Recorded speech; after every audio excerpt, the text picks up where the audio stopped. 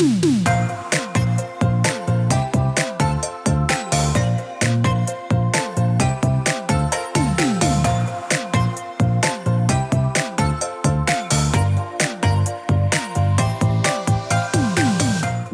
to the Plant Based Podcast.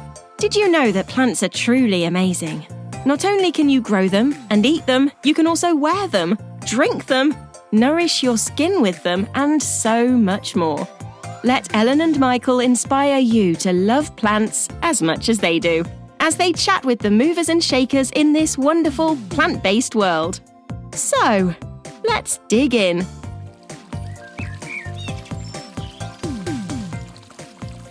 The tranquil, soothing, natural sound of flowing water.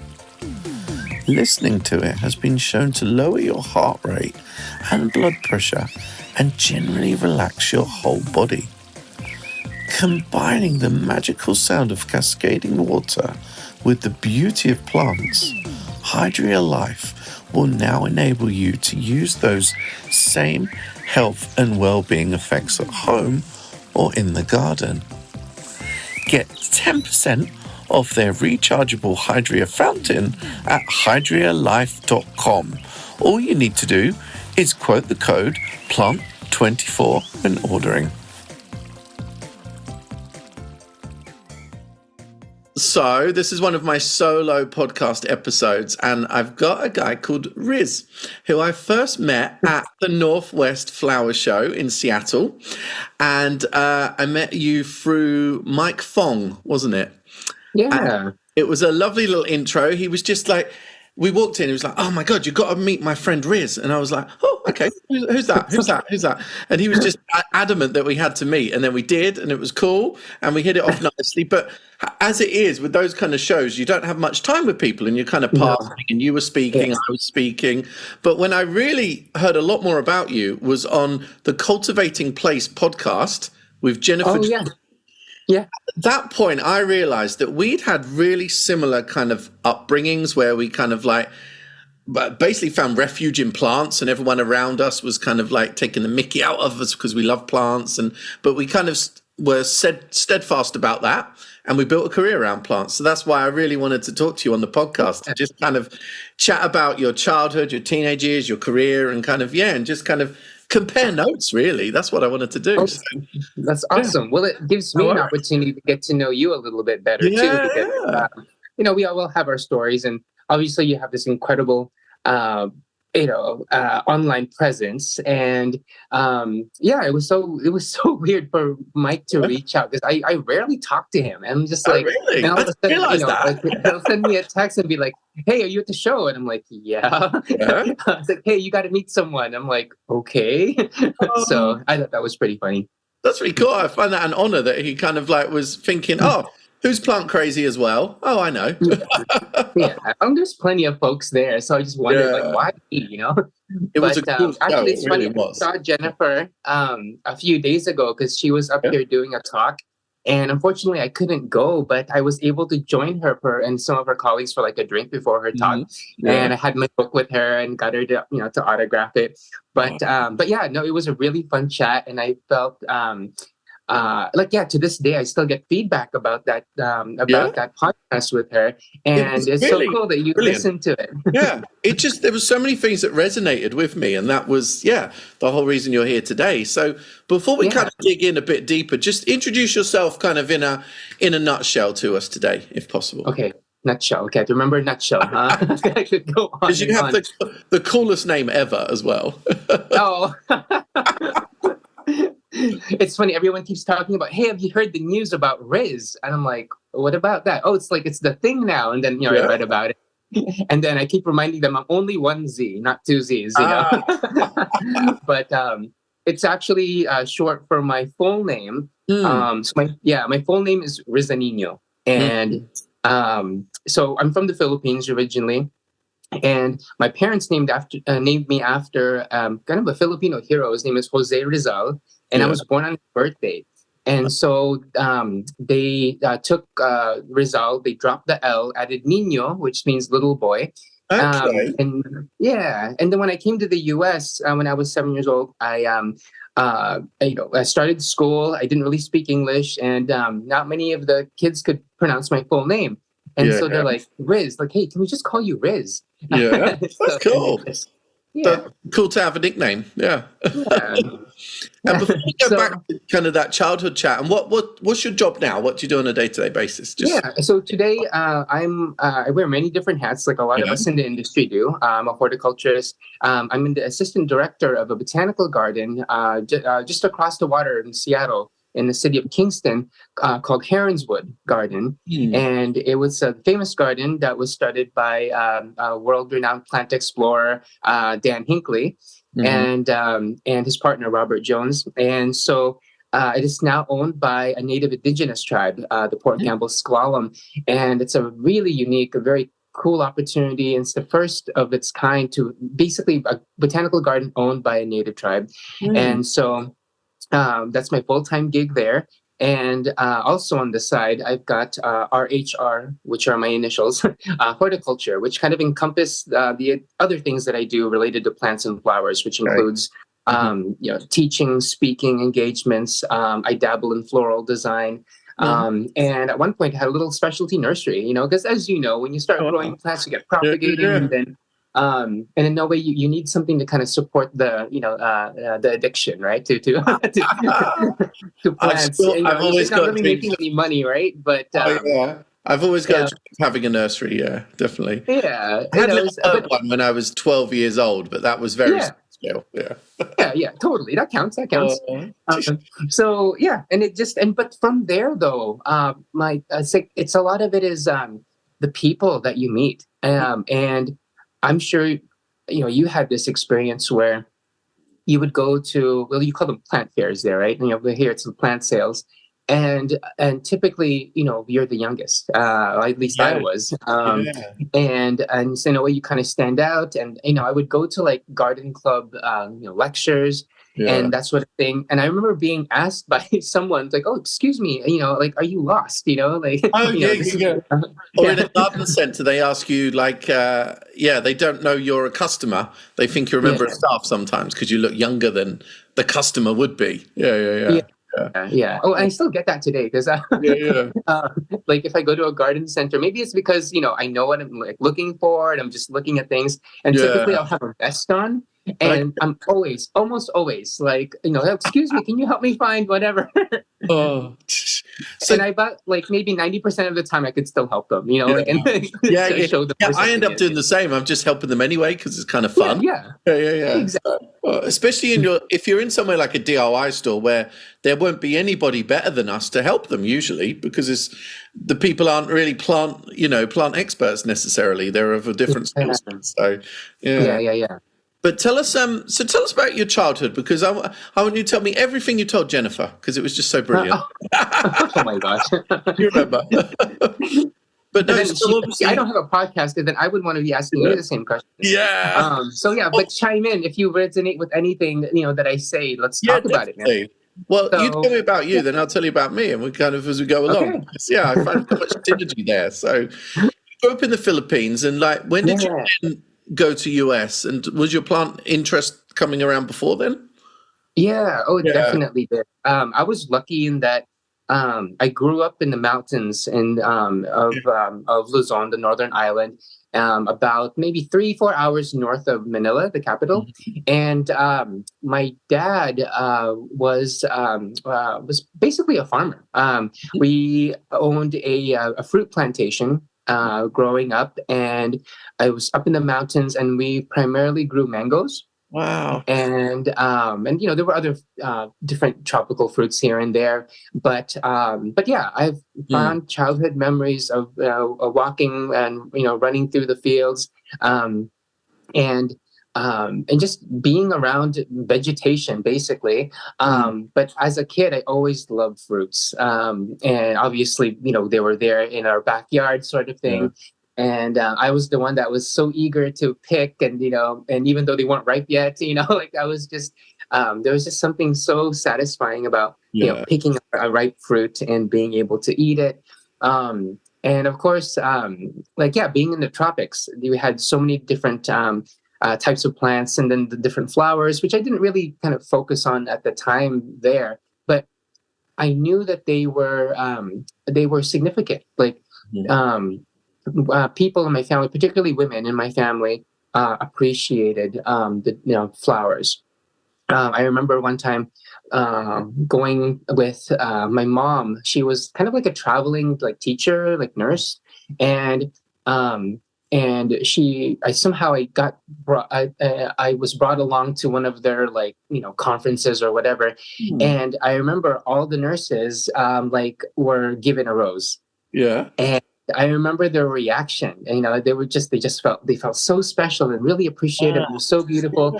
And part of me was like, do I get one? Because it seemed very cool. It was something so beautiful. And then, so that was kind of, like an introduction. And we had a big backyard at my grandparents' house. And there was a big backyard that me and my siblings played in. And we had a large hibiscus in the front yard. Okay. I remember that, butterfly gingers and, all those things. And of course, I didn't know their names. I just kind of, recognized them.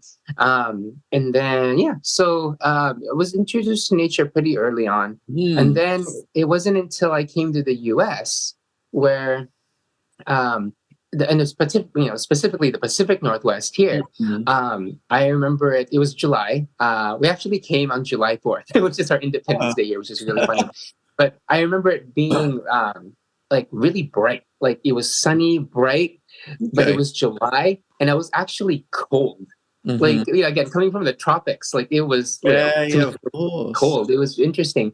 And I remember being in the car after our family that was already living here picked us up at the airport, and looking out the window, and I'm like, God, it was like a different planet. There were all these trees that were like these cones, that were like so different. Yeah, it was so bizarre to me. But then I had we went to a grocery store, and I remember my aunt was there. We were living with her when we first came, and she's like, "Okay, pick up, whatever you like, as a treat or whatever." And naturally, I gravitated towards the produce department, and I remember getting an apple.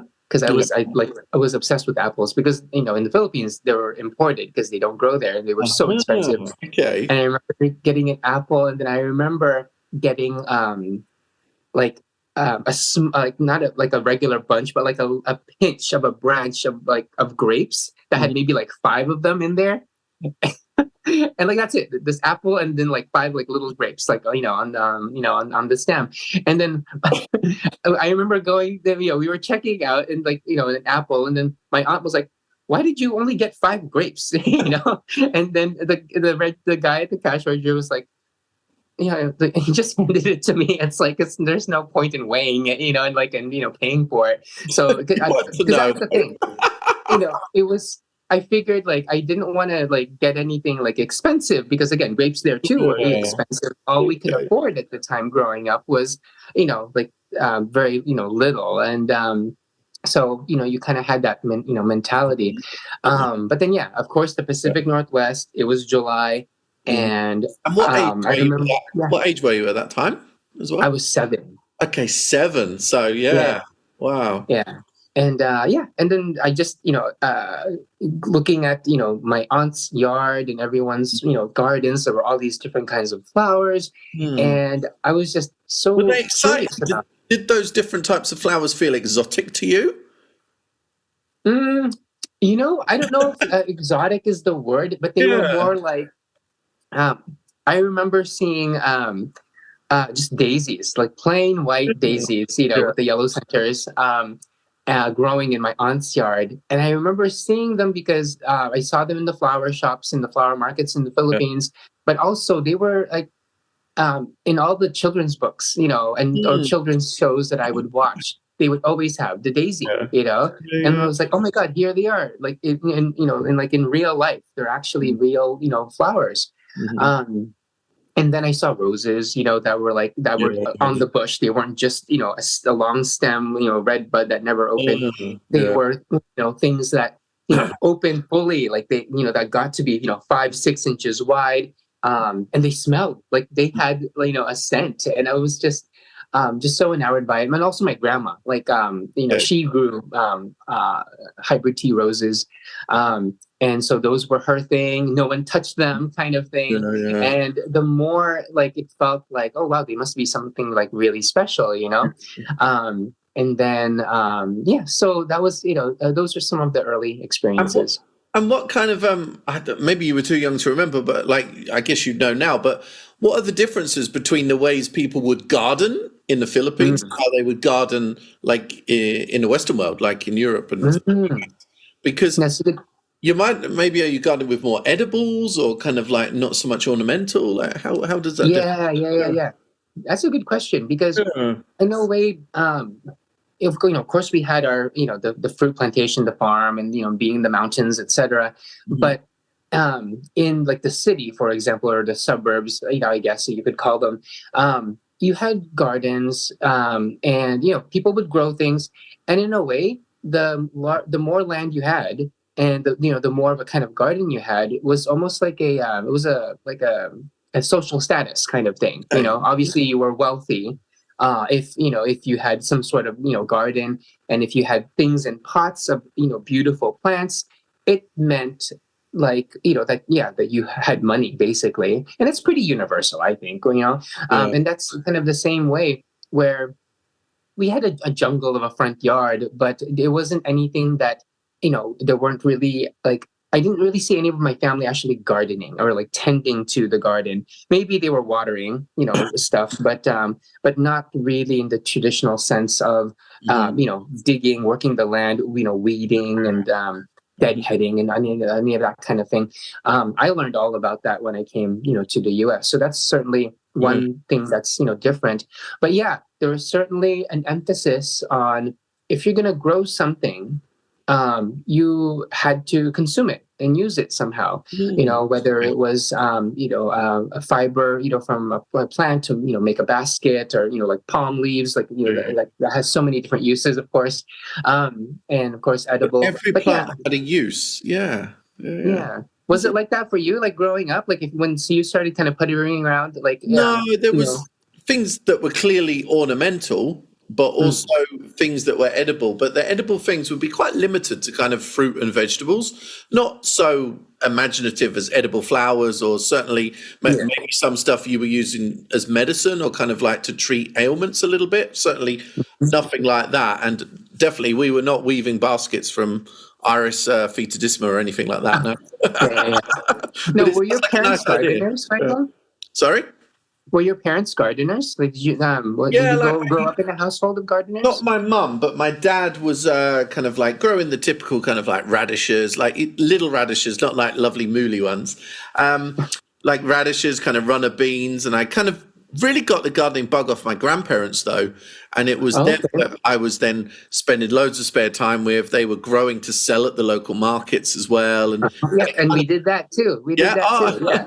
And it inspired me to then take over my parents' garden little bit by little bit. And then kind of eventually I was probably running the whole thing really. And then having this nursery when I was 12 years old. And it just kind of escalated. And really, I could never imagine anything else I'd want to work in. But really, no. But how was it for you then? So you arrived 7 years old. Did you have a plant passion at that age, and how was it getting into school at that age? Because you weren't understanding too much English at that point, right? How did that go? Yeah. Really overwhelming. It was pretty rough. So it was something that I knew I had to go to school, and I've been to schools, before. But we have this what they call ESL, English as a Second Language, program that I was in for 2 years, it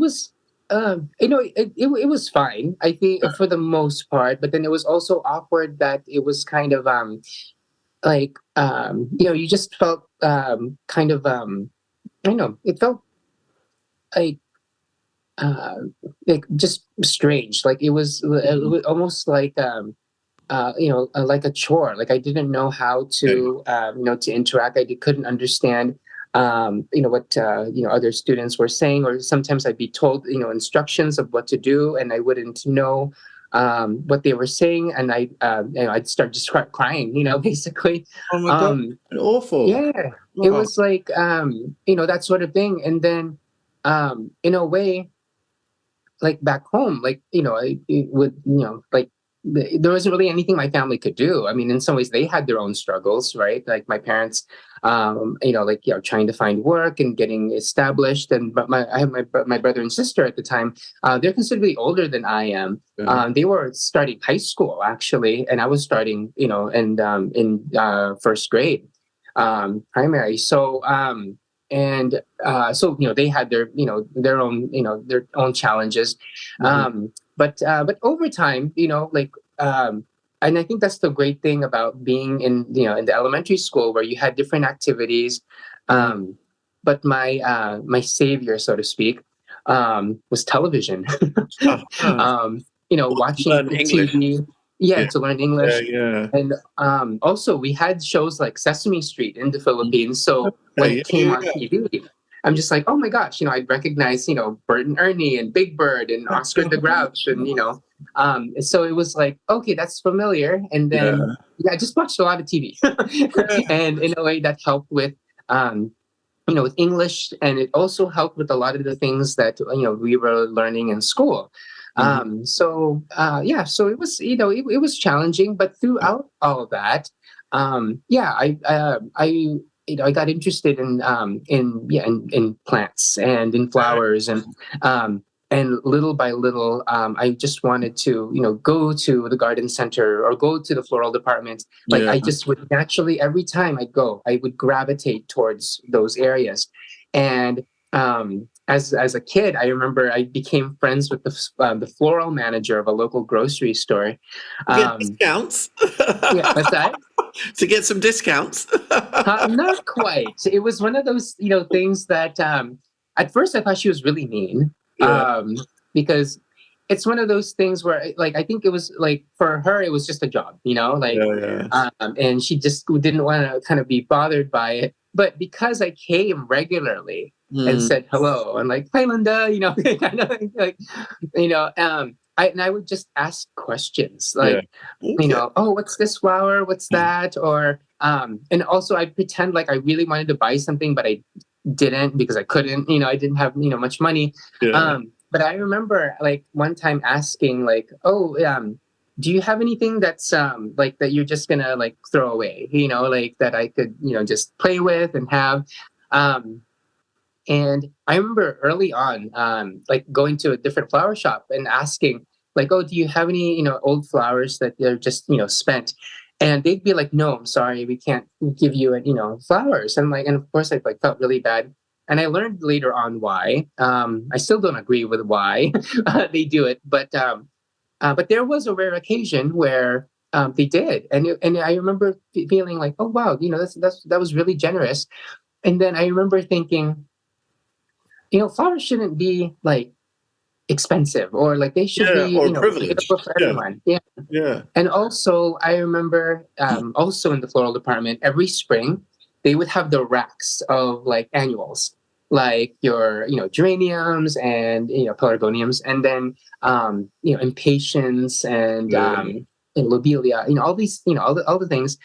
And I remember like thinking, oh, like I remember seeing the plants, like the growing plants, and then the same flowers that were in the bucket at the flower shop. And I'm like, oh, those are the same type of flowers. They were like delphiniums or lilies or irises or whatever.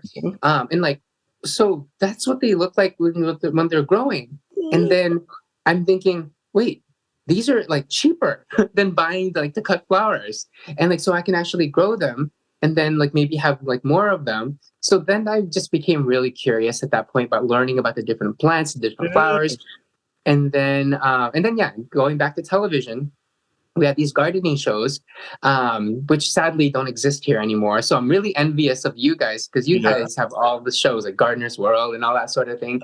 But yeah, that was for me like an eye opener because it was relating to the things that I was looking at.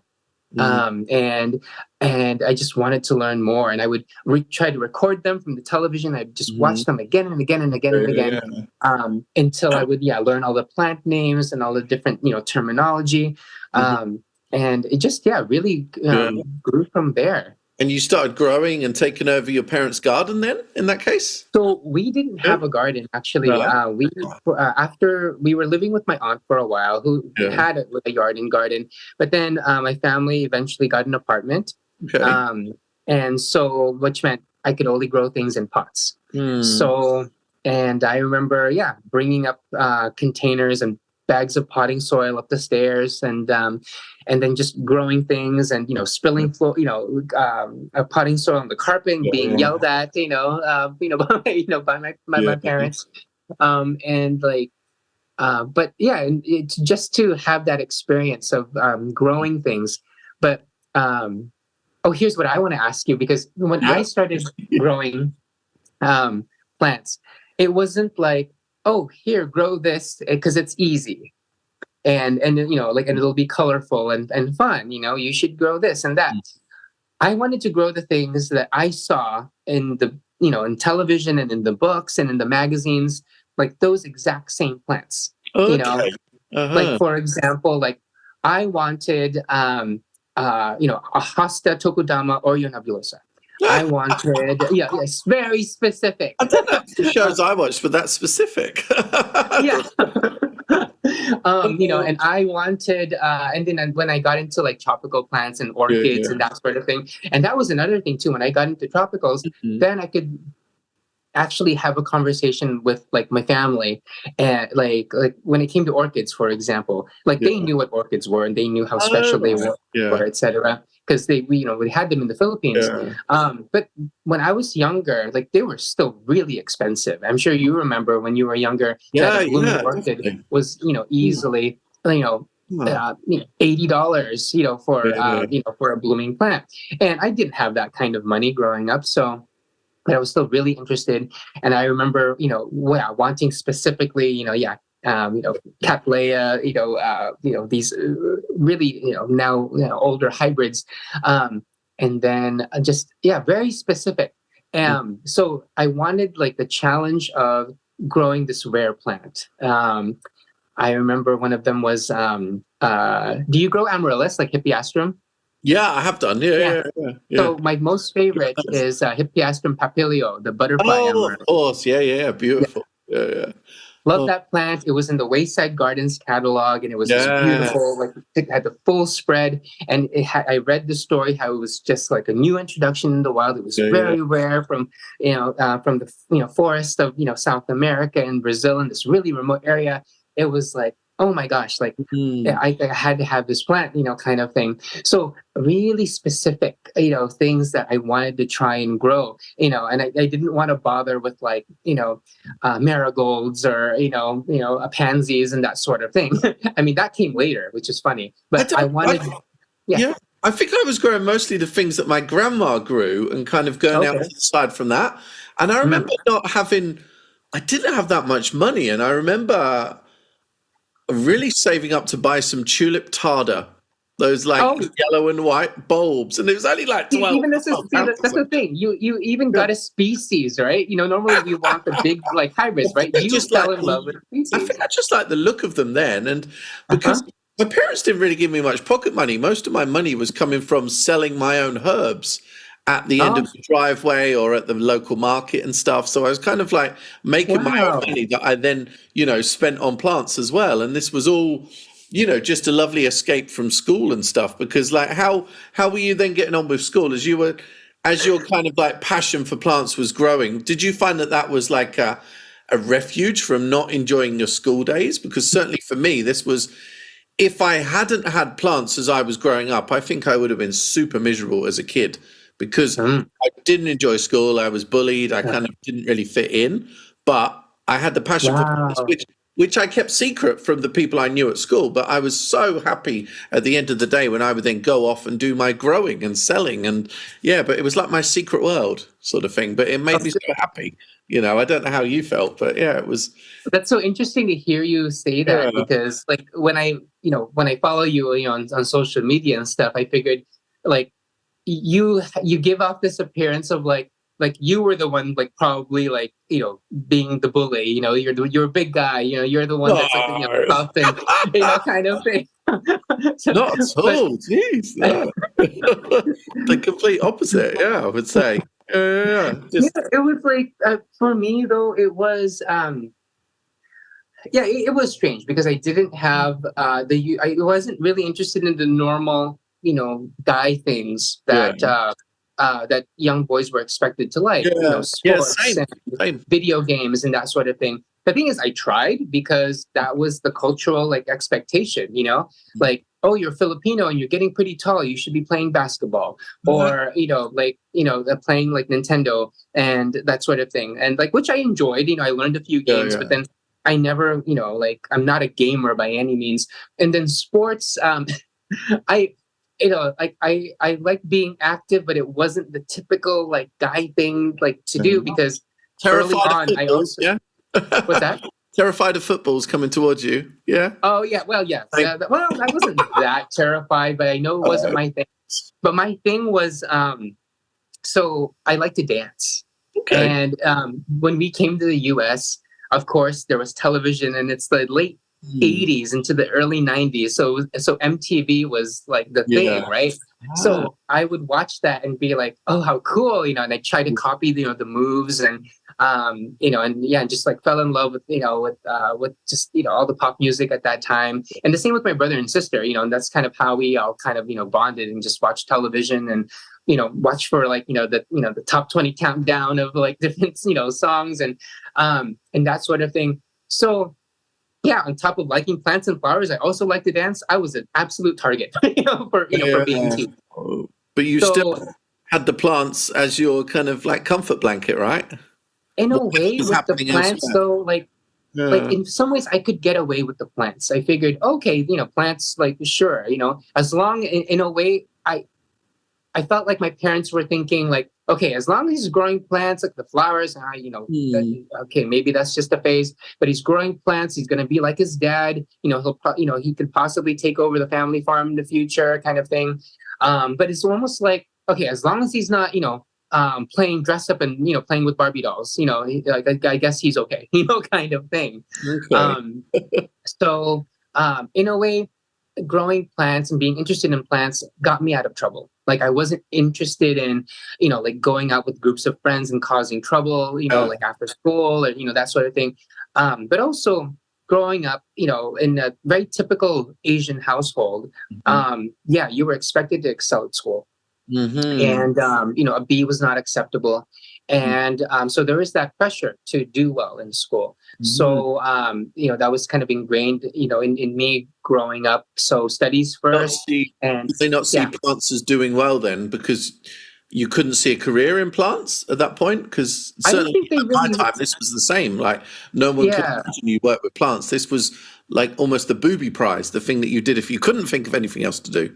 So, yeah. Well, I don't think they knew exactly like, what, horticulture was. But what they saw was landscapers.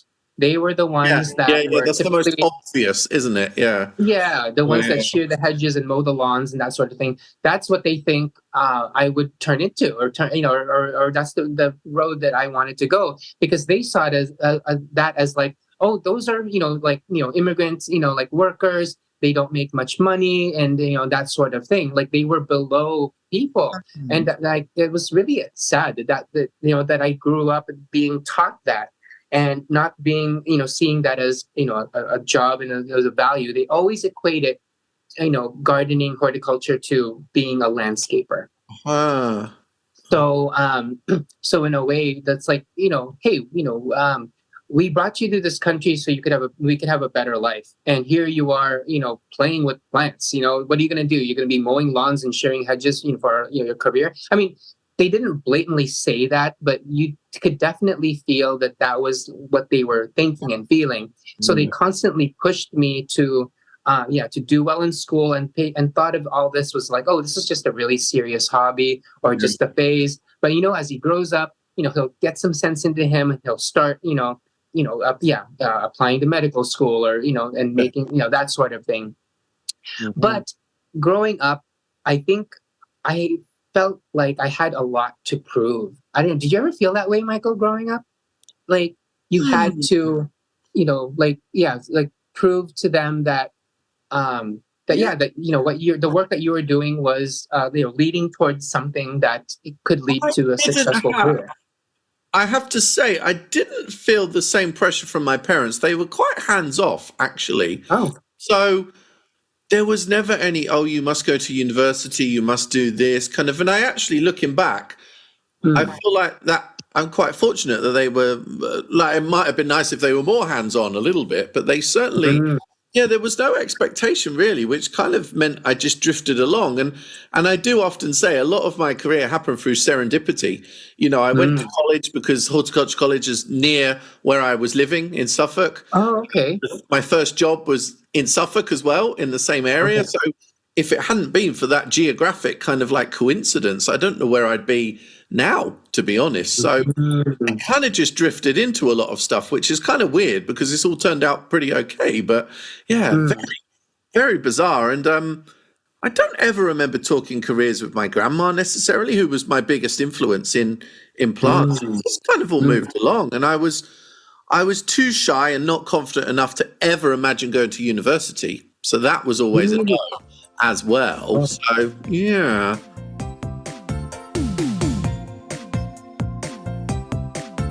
Hey, plant lovers, have you heard of Substack? This is the place to be at the moment. It's a blogging platform that offers so much more. So images, video, even voice notes and podcasts. My Substack is called Grow This, Not That. And it's designed to showcase the best of new plants in the industry, giving you ideas, kind of writing about gardening from every different angle, accessible to all. Every Friday in particular, we send out the Hort Report, which is an amalgamation of news from right around the industry, social media, new products, new plants, all sorts. You will love it, and it's free of charge as well. All you need to do is go to mrplantgeek.substack.com to find out more.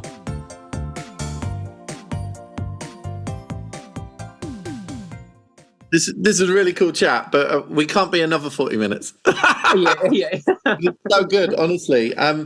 Okay, where were we? So, I was just, I didn't have so much pressure with career, and it was all through serendipity, really, and even to my career now, and even how I run my kind of day to day, I kind of don't have many big plans. I tend to go with it because then I follow my instincts, and kind of, I think sometimes you can have some big 5-year plan and you ignore any opportunities that are kind of in the lay-bys on the way because you're so focused on this end goal. So I tend to just kind of let the wind take me in different directions, really, which sounds like the worst career advice ever.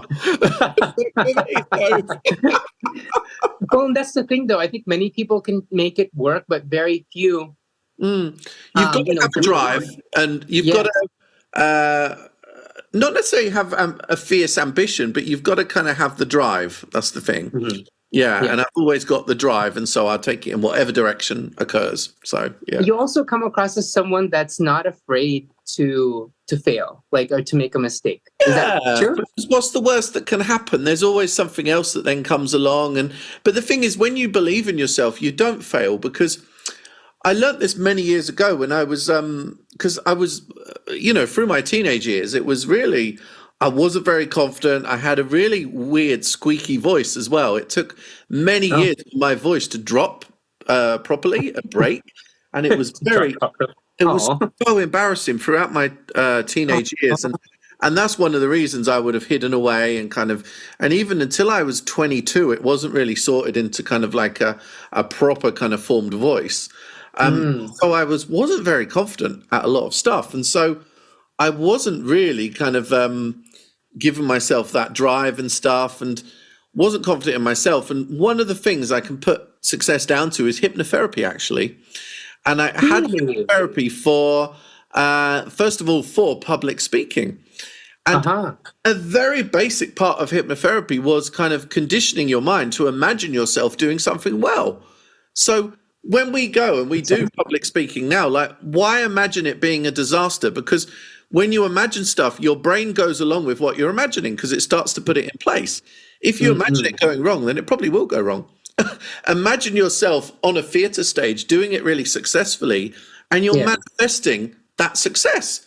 And it's so obvious, and there's so many people don't get that right. And I really try to just believe in myself. And if it doesn't go right, if you know, what's the worst that can happen? And also, I think this is part of learning marketing through the years. You can always put a positive twist on something going wrong anyway. There's always a different way to market something. So I kind of learned this skill over the years, really, I guess. But it comes with time, experience, age, maturity, I guess, as well. And I certainly wouldn't have been this person, 10, 20 years ago, So, it just kind of... Well, a lot of that is absolutely is persistence, right? It's very easy for someone to try something, they fail at it, they don't want to try it, do it again. And that could be said for a lot of beginning gardeners too. They'll want to grow something, they fail at it, and then like, oh, I failed, never again. But yeah, trying to change that tune that, hey, there's more there to explore.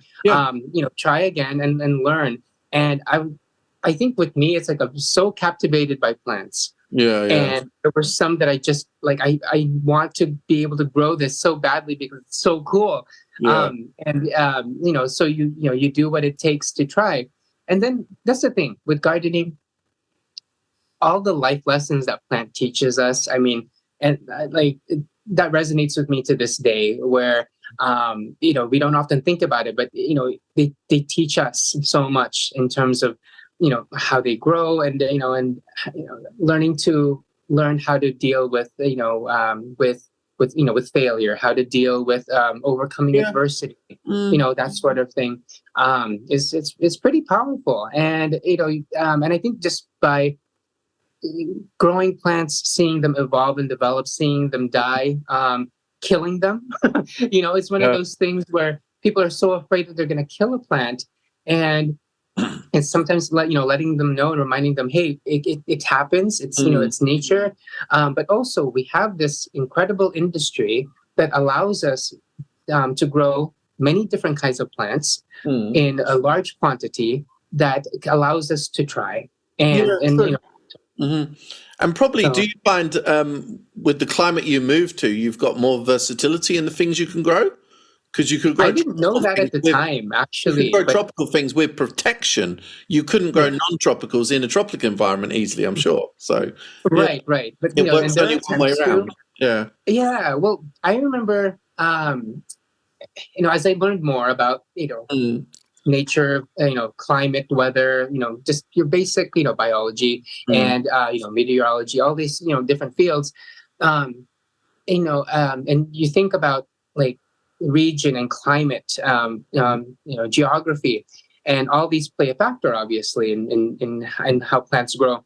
And I remember in the Philippines, there were portions of northern mountainous parts of the island of Luzon that roses grew and strawberries. And I'm like, oh, wait, really? Like, because I remember going to a strawberry field in the Philippines, and of course they're not really, considered a tropical, plant, but then it made me realize, oh, okay, altitude, okay, and like it's colder up there, okay, that makes sense. But I did not know that the Pacific Northwest, where my family moved to, would be such a mecca, right, of incredible plant diversity. That's good. Yeah. It's good you didn't end up in, I don't know, where would not be a mecca for that? I don't want to criticize different states now. I know, exactly. Oh, dear. But tell us... the middle part of the country somewhere. Yeah, true. But tell us, I want to pick up on, so kind of back in your teenage years, you've got hold of this papilio bloom, right? The papilio bulb of the hippeastrum. Yeah. So you've grown that. You're starting to then collect a few more rare bits and pieces. So going through school, college... What did you then study? Did you get into horticulture straight away, or were there a lot of barriers to doing that? I jumped in and declared my major pretty instantly, actually. Wow. So high school, I did everything like I was expected to be. I did my best, in school. I had not a perfect GPA, but, grade point average, but like pretty good. Again, the Asian like expectation, I guess, so to speak. But I was were you starting to feel more confident at this point, or what's that? Were you starting to feel more confident at this point? Yes and no. Yeah. Yes, in that my strong interest in plants, like everyone knew me at school. It's like, oh yeah, Riz, he's like the plant guy, kind of thing. And in a way, nobody knew I was the plant guy. That's the thing. People know me as the plant guy now, but I was keeping it so on the down low. But you must have been a lot more upfront and honest about loving plants. I was, because I think I was really lucky to have teachers that nurtured that that enthusiasm that I had. My teachers wouldn't have going to the careers advisor. There was some computer printout that like said either a vet or a florist. It was really lazy suggestions, and there was certainly no kind of appreciation that you could have a career in horticulture outside of being a landscape gardener. Like we said, this is the UK, really? No, totally. It was very linear, and even today, I think a lot of younger people don't realize the full medley of careers you can have in horticulture. How you don't even need to get your hands dirty. It's like you can work in so many strands of horticulture. But So interesting. It's so nice to hear that you were so supported. Yeah, and when that was the thing, though, like honestly, I felt like I got the support at school. And also when I was introduced to different gardening clubs and organizations and that sort of thing, a lot of support there. But honestly, not so much at home. Like it was more like, okay, as long as he's doing well in school, keeping up with his grades, he can tinker and like do whatever. But it wasn't what did they want you to do at college though? Because there must have been a pressure at that point, no? Luckily, like maybe not as much as some of my other classmates. I think they knew that I had this really strong interest and that I was like just forging this path, because at a pretty early age, like in my early teens, I was already actually at 14 years old, I had my first display at the Flower and Garden Show, that same flower show that you went to. No way. 13, 14 years old, I had my first display there. Oh my gosh! Wow. So, in a way, So, I got on the newspaper, and I was like featured in a magazine. So, like, I did not realize you were this level of icon. No, God. Wow! Oh my God! But that was the thing, and I think but going back to school though, like my teachers. I think a lot of them too were gardeners themselves. It's so funny because years later, I actually reconnected with my 7th grade English teacher when I was speaking to a garden club. And it was so trippy because they were introducing me. Oh, here today we've got, Riz Reyes, who's this, young prodigy or whatever. And also we have a surprise, for Riz, because there was someone from his past, that early in his, in his career, she noticed him, his potential to be here. And it was my 7th grade English teacher. And, obviously, I had retired now. I was a member of this garden club. And she remembered that I wrote this poem, and okay, you're gonna crack up, Michael. It was I wrote this poem, and it was a dedication to Graham Stewart Thomas. Oh wow, I love him. I had a garden designer friend that used to take me to visit him when he was about 90 years old, I think, and he signed my books that I'd bought of his and stuff. Yeah.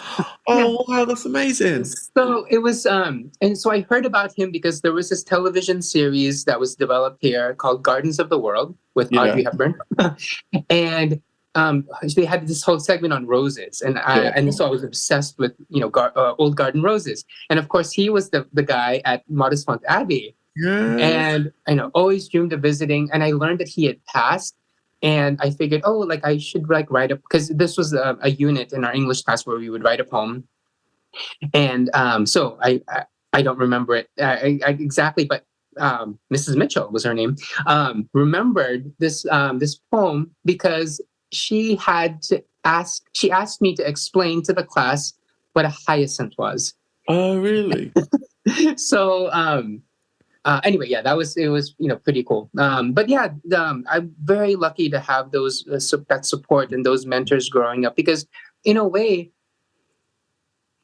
like if you think of a classroom, especially here in the United States, our school system's like horrible. But I was pretty lucky to have a pretty good public school education, because there were maybe 25, 30 students, which is still a lot, for one classroom. Yeah. And if you think about, if you're a teacher, all the different kids that you have to oversee and manage, all the different personalities, all the different behaviors. Yeah.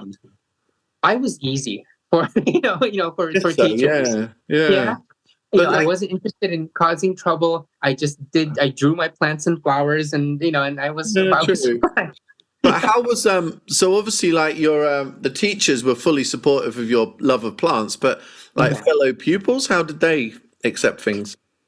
I think as I got older, it was like, oh, okay, that's just Riz, it's what he does, kind of thing. Because I feel like these days, if you see a snapshot of school these days, I feel like it's more popular to be individual these days. Yeah. I don't know. I might be wrong.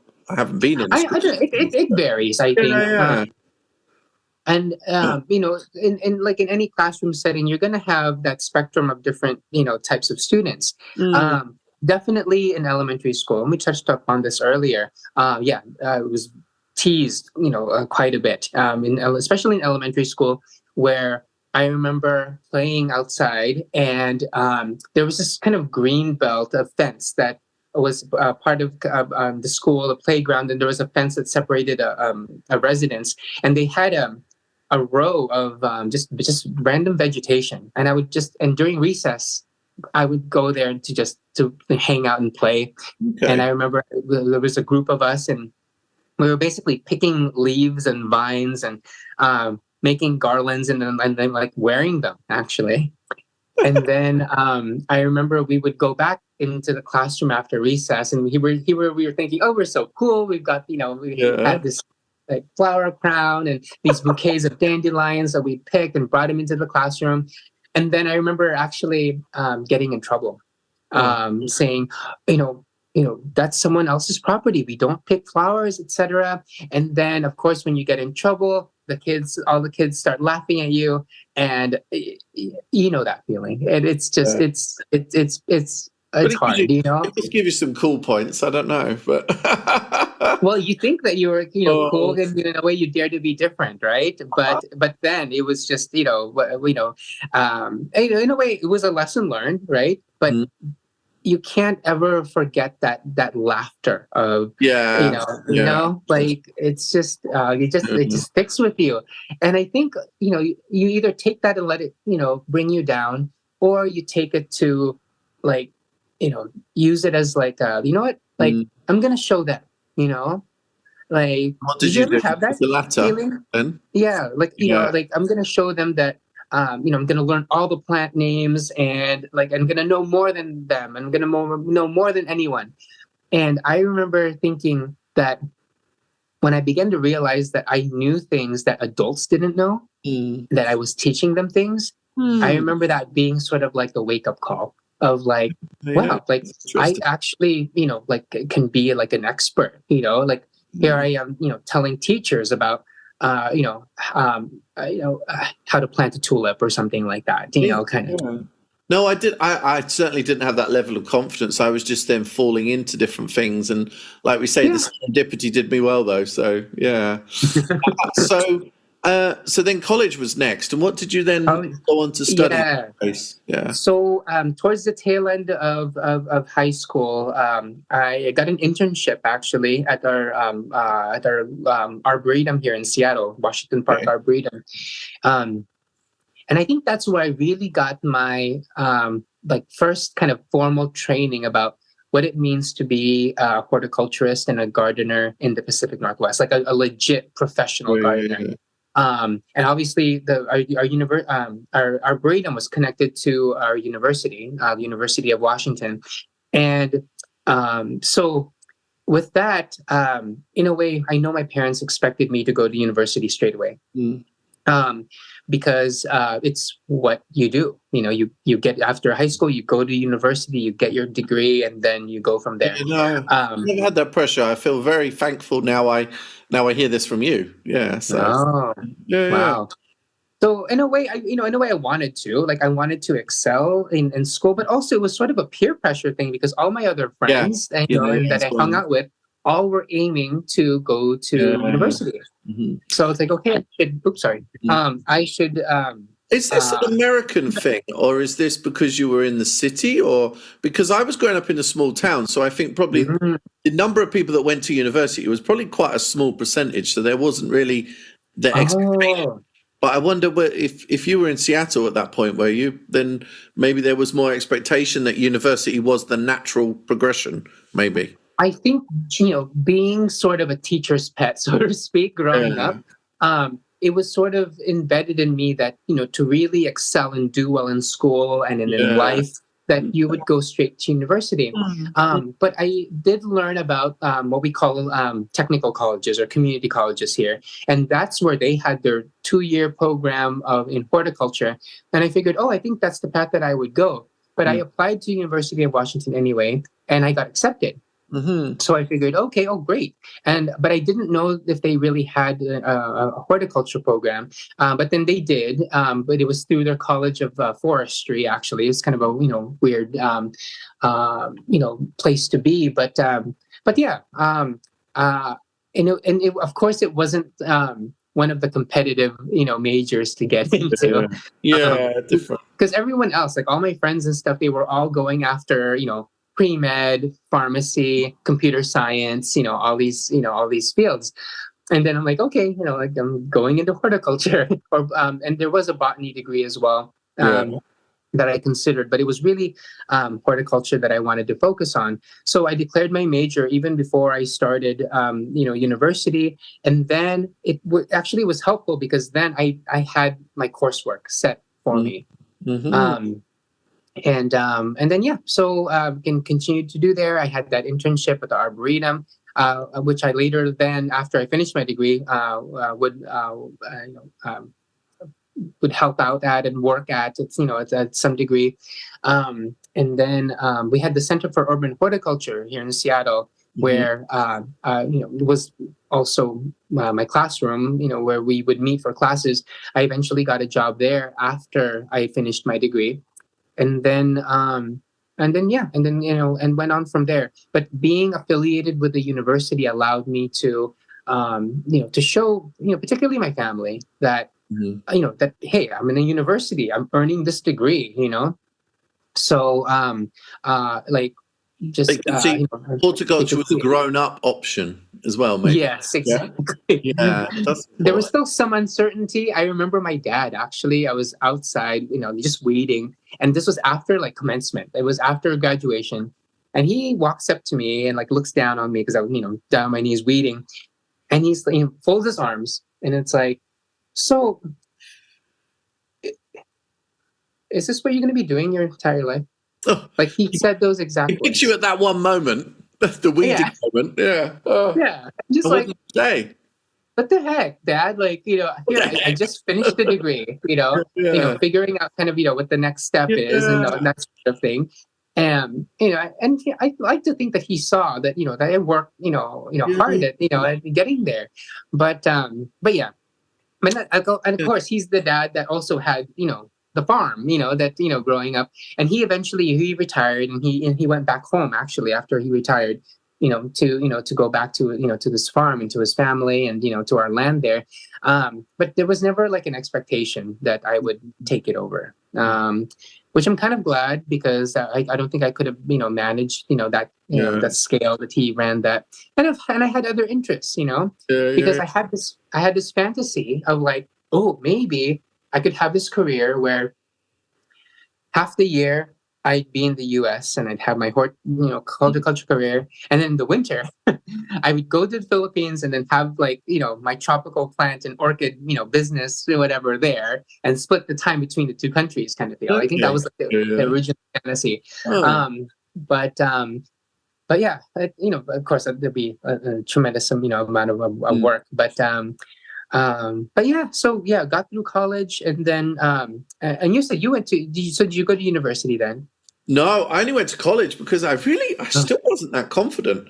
And I went to college for 2 years, which was a really general course in horticulture. So loads of stuff that I wasn't interested in or good at, but some stuff like plant identification, biology, that sort of stuff. But I'm embarrassingly lowly trained in horticulture. I'm really most of my stuff is kind of towards marketing and product development and stuff.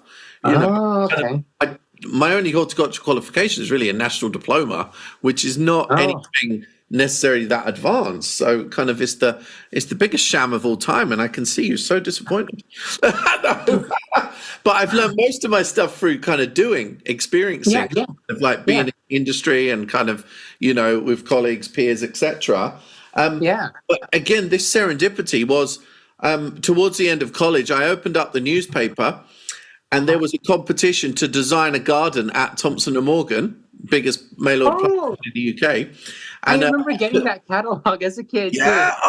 And I put a design together, and I won the competition. And I'd filled the garden with plants that were raised in the Suffolk area. So I kind of showed a marketing awareness. And I wrote in and asked for a job a week later, and they took me on as an apprentice. From the age of 18 until 36, I worked at Thompson & Morgan and doing marketing, launching new product. And it was really my dream job from day one. And this was nothing predicted or planned for. It was just magical. And I've been freelance now for like 7 years. And because I built up so many contacts through PR and the industry, I'm now so uniquely positioned in knowing the industry, but having access to the consumer, and kind of like, and now I can really kind of, like been able to carve this like nice niche career over my freelance years. So but it's all been chance. And so when I tell people just relax and stuff will come, it's the weirdest advice ever. And it's hard to believe in, but if you're a good person, if you're positive, if you're reliable, if you do what you say you do, kind of like be good to people, and I think opportunities they land in your lap all the time because you're receptive, you're open, you're nice to work with, you do what you say you're going to do, and that really, if anyone wants to ask the secret to success, it's really that. It's really that. I agree. Yeah, so basic, and just turn up on time to meetings, and don't be late, don't deliver work late, but.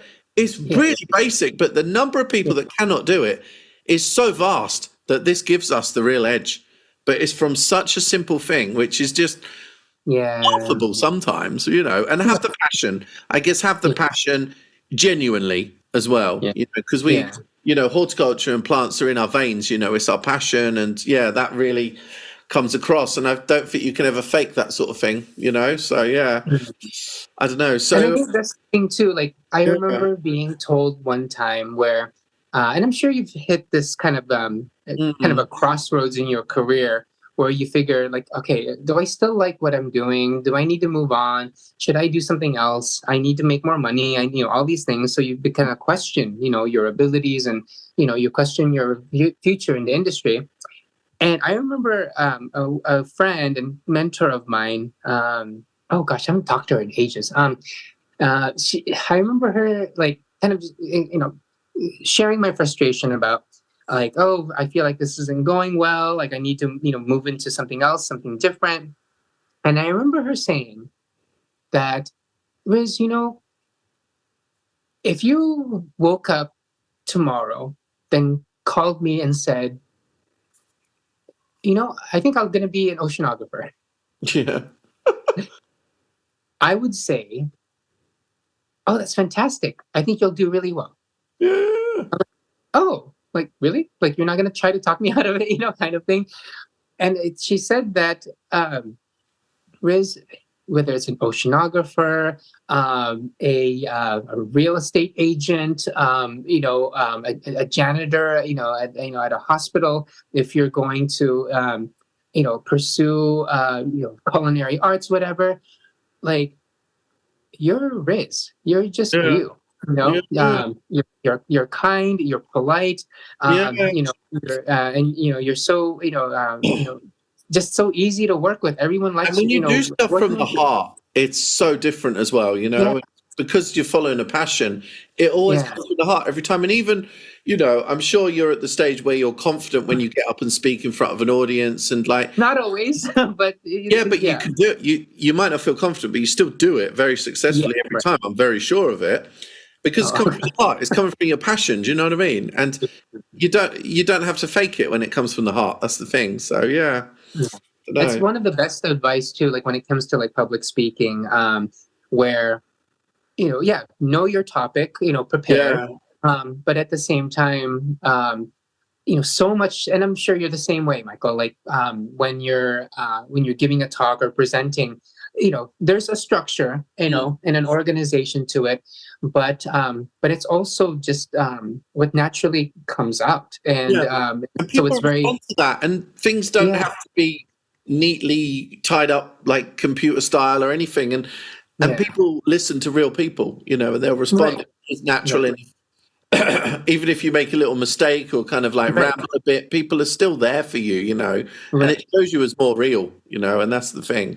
And I can tell you like another time, but like I'll tell you stories of just speaking engagements and lectures and workshops that I've taught that I just completely like bombed, like to a point where I'm just like, I'm sorry, I need to step out for a moment and collect my thoughts, kind of.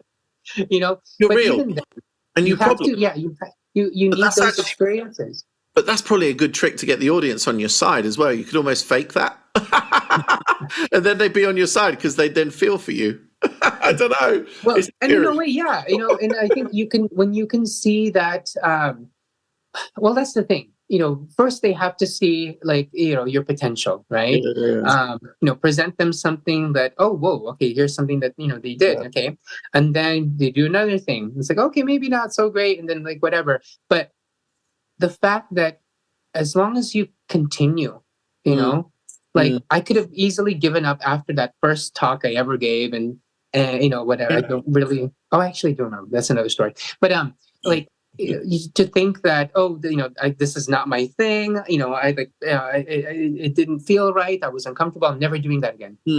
Well, no, like there's so much stuff. When I started up, I was like not confident, and you get there, that's the thing. Honestly, we can't restart this Zoom again. We've been talking for like nearly an hour and a half.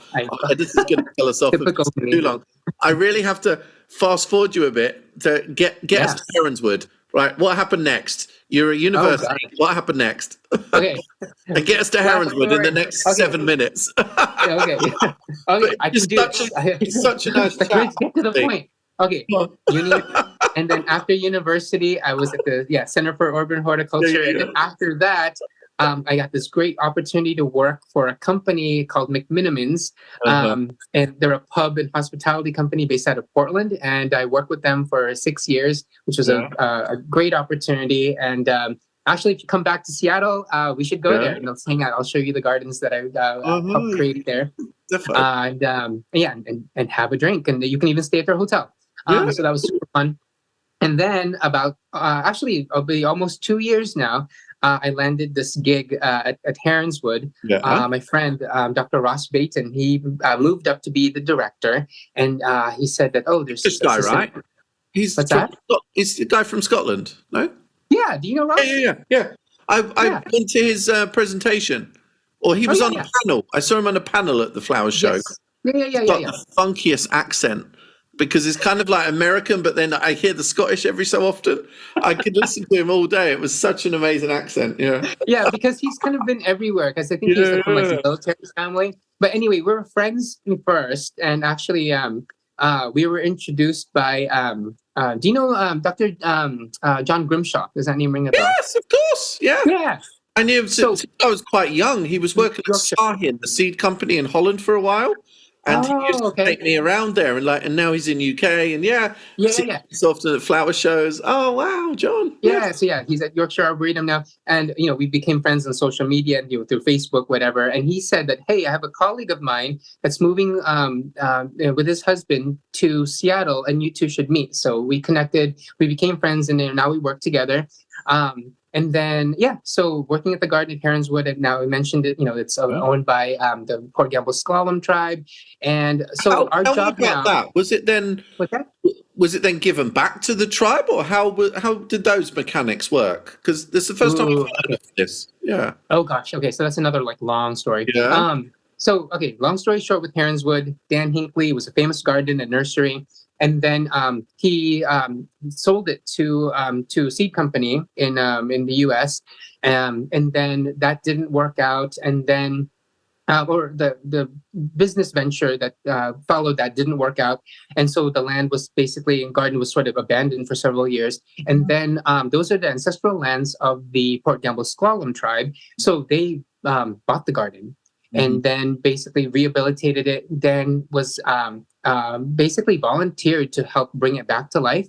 And now it's a public open garden. And part of my job now is to preserve Dan's legacy and the work that he's done there, on top of introducing the public to the slalom culture. And so a lot of native plants and, traditional plants and that sort of thing that we can feature. So it's a very unique approach to managing and overseeing a botanical garden. Because, there's a lot of new things that, we are still learning how to work out. So that's my current gig. Incredible, man. And you do a whole medley of jobs now, because you're also speaking at different shows, and I can't believe that you'd been at Northwest Flower Show since you were 14. That is so cool as well. Yeah. Wow. If I can find, I should have You've been that every year since, article. right? I'll show you a photo back in the day. Oh my I'd God. love to see you back in the day. I'm sure you got some photos. We'll trade some pictures, definitely. But I think we're so similar in that plants were always there for us, kind of as a backdrop to everything that kind of happened in our lives as well, however kind of uncomfortable they might have been. So I think that's really inspirational as well. Yeah. And don't you feel, I have to say, just chatting about horticulture today a bit, I feel like we're in a golden moment for horticulture, though. I feel like I think so. I feel like it's tipping into mainstream a little bit, because look, the Met Gala had beautiful kind of planted borders. Did you see that? In where? Sorry? At the Met Gala, which was all on the TV last night. I haven't had a chance to look at it. Have a look, honestly. And there's ivy and I feel like you're starting to see kind of shoots where plants are always integral. Clothes shops have got plants in. Younger people are buying plants. There's social media. There's so many more career I'm talking from a UK perspective, but there's so many more UK kind of opportunities in horticulture for careers.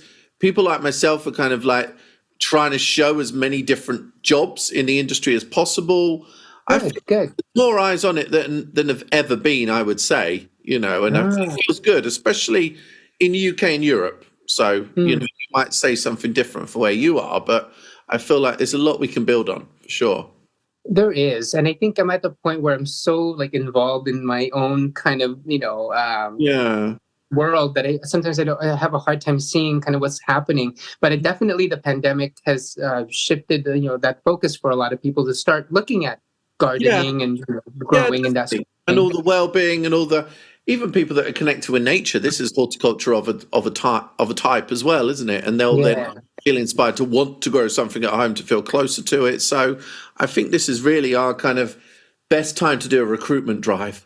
We can do that. And I think that's the thing too. And we do it in our own way, right? Yeah, I tend to be more quiet, more introverted. And and you're the spokesperson for just, I don't know, hashtag boys with plants, whatever kind of thing. But I do feel like you say about introverted horticulturalists, and they now have a voice through Instagram and social media. And in the past, they would have been, shy people that wouldn't have shared their passions. You can now be interested in a really niche corner of Hoya and find someone else who's also interested. So social media opened up a lot of wonderful doors for us, I feel. So this is brilliant. Oh wow. We've talked for an hour and a half just gossiping about plants. I know. Lives. I knew this was going to happen, but It's you know, fantastic. it is what it is. I got one final question before we need to sign off. When are you coming to the UK? Have you been? You've been before, right? Or not? No? I've been several times. Yeah, good. I say several. There's more of the UK I want to explore and see. Yeah. So I wrote a children's book, and it was actually published there. So I'd actually like to meet the publishers. Yes. And yeah. Wow. And I know it's funny. So I'm at my brother's house right now, and the airport is like 8 minutes away. Yeah. I'd be like, you know what? If I had the resources and the time and the funds, I'd be on the flight right now. We'd be hanging out and having a drink in a few hours. Oh, well, let me know if you do. Honestly, there's always so much to see, and in Europe as well, especially in Holland, across the industry, everything. So, wow. And you were in Holland recently too. Like that's like my childhood, one of my childhood dreams to be at the Portiswold Forum. Oh my gosh, that was cool. But I was embarrassed. I didn't know about it. I kind of stumbled across it. And then everyone was like, this is amazing. I'm like, yeah, I knew about it. Casual. Idiot. No, kidding. Oh, no, sorry. Dude, I think, maybe we need to make this part 2 at some point because it's been so cool to chat to you. And yeah, let's keep in touch. Thank you for being part of the Plant Based Podcast. And I think listeners are going to love this, just sparring between two plant guys and like hearing similar upbringings and kind of like ways that plants were really supports to us as well. So yeah, thank you very much, Reyes. Thank you, Michael. It's good to learn more about you as well. Oh, no worries, man. Cool. Awesome. Thank you. All right, take it there. The tranquil, soothing, natural sound of flowing water. Listening to it has been shown to lower your heart rate and blood pressure and gently relax your whole body. Combining the magical sound of cascading water with the beauty of plants, Hydria Life now enable you to enjoy these same health and well-being benefits at home or in the garden. Get 10% off their rechargeable Hydria fountain at hydrialife.com when you quote code PLANT24 on ordering. That's PLANT24 on ordering.